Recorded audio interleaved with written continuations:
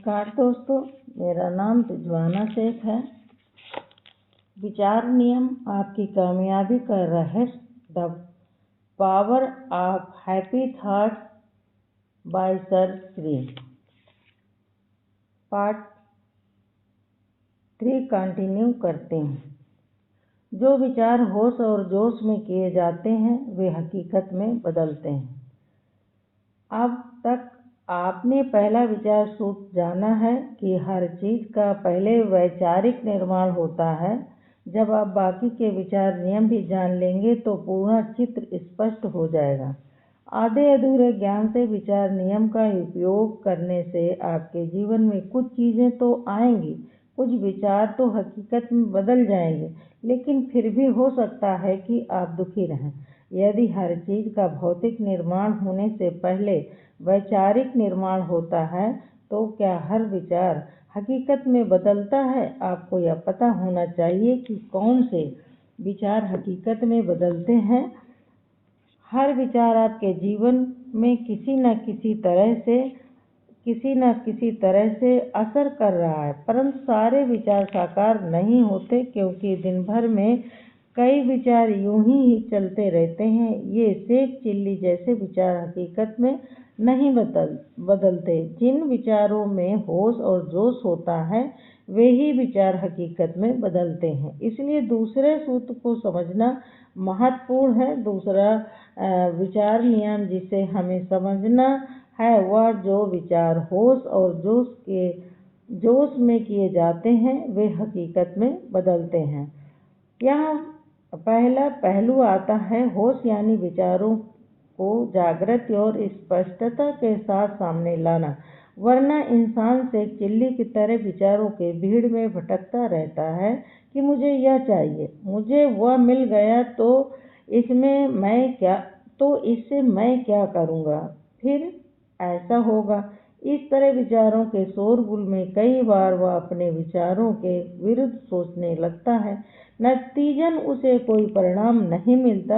जिस इंसान को जीवन में कोई परिणाम नहीं मिल रहा हो उसे इस बात पर मनन करना चाहिए कि मेरे विचार एक दूसरे को कहाँ पर काट रहे हैं। एक इंसान सोचता है मेरे घर में शांति हो जाए तो कितना अच्छा होगा। उसका यह विचार काम करने लगता है और उसके फल को देने की सृजन प्रक्रिया भी शुरू हो जाती है। मगर दूसरे ही दिन वह सोचने लगता है इस घर में शांति संभव नहीं, ना तो मेरी पत्नी सुधरने वाली है, ना ही मेरा भाई। ये लोग कभी नहीं सुधर सकते। उसके ऐसे विचार उसके पहले विचारों को काट देते हैं कि अगर सामने वाला नहीं सुधरेगा तो घर में शांति कैसे आएगी। उस इंसान को पता ही नहीं चलता कि उसने अपने इस नकारात्मक विचार से अपना कितना बड़ा नुकसान कर दिया। उसने अपने पुराने सकारात्मक विचार को काट डाला और अच्छा फल देने वाली सृजन प्रक्रिया को बीच में ही रोक दिया। आपको इस बात का ख्याल रखना है, आपके विचार अच्छे होंगे, लेकिन यदि आपको फल ना मिलता तो खुद से पूछे कि कहीं ऐसा तो नहीं कि मैं अपने विचार काट रहा हूँ। फिर स्वयं देखें कि मैं अपने अच्छे विचारों को कहाँ कहाँ काट रहा हूँ। अगर आप दो विपरीत दिशाओं में जाना चाहेंगे तो यह संभव नहीं होगा। अगर आप कहते हैं कि घर में शांति चाहिए तो कुदरत उसकी सृजन प्रक्रिया शुरू कर देती। दूसरी ओर अगर आप कहते हैं कि मेरी पत्नी नहीं सुधरने वाली तो भी कुदरत अपनी सृजन प्रक्रिया शुरू कर देती है। आप जो भी विचार करो कुदरत तो बस तथास्तु कहती है, यानी आपको अपने कहे मुताबिक परिणाम मिलेंगे। आपकी हकीकत आपकी प्रबल इच्छा के अनुरूप होगी। जब इंसान की दो विपरीत धाराएं एक दूसरे को काट देती हैं तब वह देखता है कि उसके घर में कभी खुशी कभी गम का माहौल चलता है। उसे विचार नियम का पूर्ण ज्ञान नहीं होता, इसलिए वह नहीं जानता कि उसके घर में स्थायी खुशी आ सकती थी, ज्यादा खुशी आ सकती थी, लेकिन नकारात्मक विचार रखकर उसने अपने ही पैरों पर कुल्हाड़ी मार ली। उसने अपने विचारों में गलत बीज डालकर अपने नुकसान का फल खुद तैयार कर लिया। इसलिए इस बात का ध्यान रखें और यह मानकर चलें कि आप जो भी चाहते हैं वह सब आपको मिल सकता है। अगर आप विचार नियम का सही पालन करें तो आपके जीवन में बहुत कुछ संभव हो सकता है। जब विचार नियम की पूर्ण समझ आ जाती है तो फिर आपके विचार अलग ढंग से हो जाते हैं। फिर आपके जीवन में केवल खुशी और सुख ही आता है और शेख चिल्ली जैसे विचार बंद हो जाते हैं। उपरोक्त बात से यह समझें कि जीवन में एक भी क्षण ऐसा नहीं है जब कुदरत के नियम काम नहीं करते, चाहे भौतिक नियम हो या मानसिक। वे हर क्षण हमारे जीवन में काम कर ही रहे हैं। वे या तो आपके हित में काम करते हैं या आपके खिलाफ। यह समझ रखते ही आप अपने आप जागृत हो जाएंगे कि आप निश्चित तौर पर कौन से विचार कर रहे हैं। यही वजह है कि बार बार एक ही बात पर जोर दिया जा रहा है कि विचार नियम की समझ हमारे जीवन में अपने आप सहजता से परिवर्तन लाएगी। विचारों का यह दूसरा पहलू भावनात्मक शक्ति से संबंधित है। विचार नियम के अनुसार किसी चीज या विचार वे निर्माण होता है और फिर उसे हमारी भावना से बल मिलता है। आपके कुछ विचार ऐसे होते हैं जो साकार हो चुके होते हैं, लेकिन उन्हें आप तक पहुंचने में देर लगती है। वे रास्ते में ही रुक गए होते हैं क्योंकि आप उन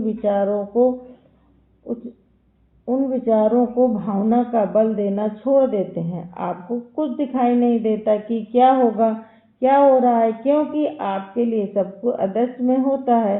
अदृश्य में होने की वजह से लोग अपने विचारों को, अपनी शुभेच्छा को बल देना बंद कर देते हैं। वे कहते हैं कि हमने कुछ शुभ विचार रखे मगर उसका अच्छा परिणाम नहीं मिल रहा है, कुछ तो गलत हो रहा है। जब चीजें दृश्य में नहीं दिखती तो लोगों का विश्वास चला जाता है और वे उन्हें भावना का बल देना बंद कर देते हैं, अपनी प्रार्थनाएं बंद कर देते हैं, मनन के द्वारा भावनाओं को जागृत करना बंद कर देते हैं। नतीजन जो चीज उनके पास आ रही थी बीच में ही रुक जाती है। मनन द्वारा विचारों की पुनरावृत्ति करना आपकी भावना को बल देता है।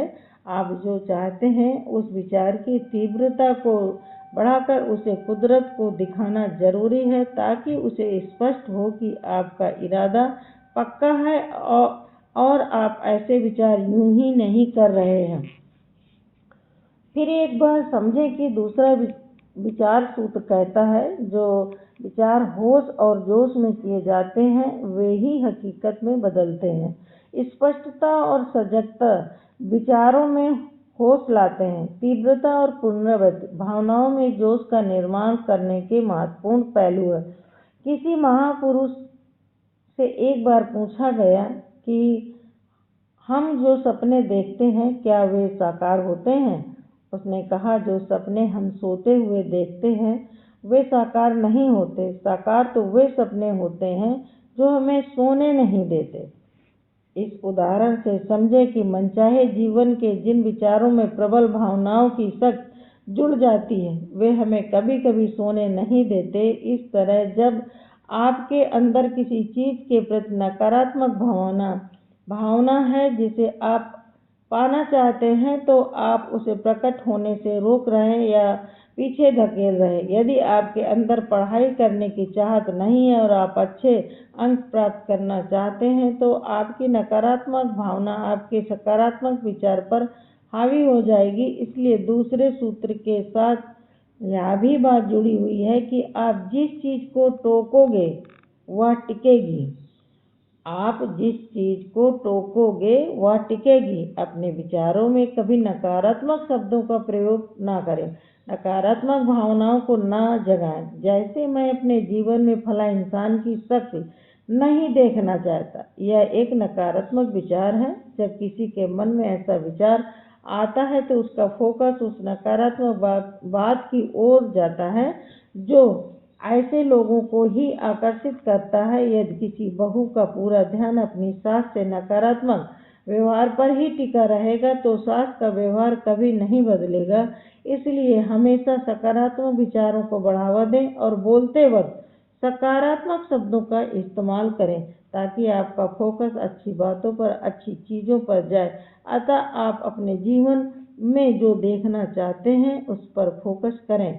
इस विचार सूत्र का इस्तेमाल करने के 2 आसान कदम हैं। पहला, स्पष्टता से और होश में सोचें।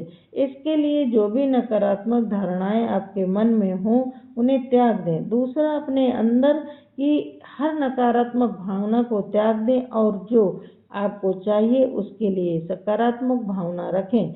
अगला सूत्र आपको सिखाएगा कि हमें जो चाहिए उस चीज़ पर ध्यान केंद्रित कैसे करें।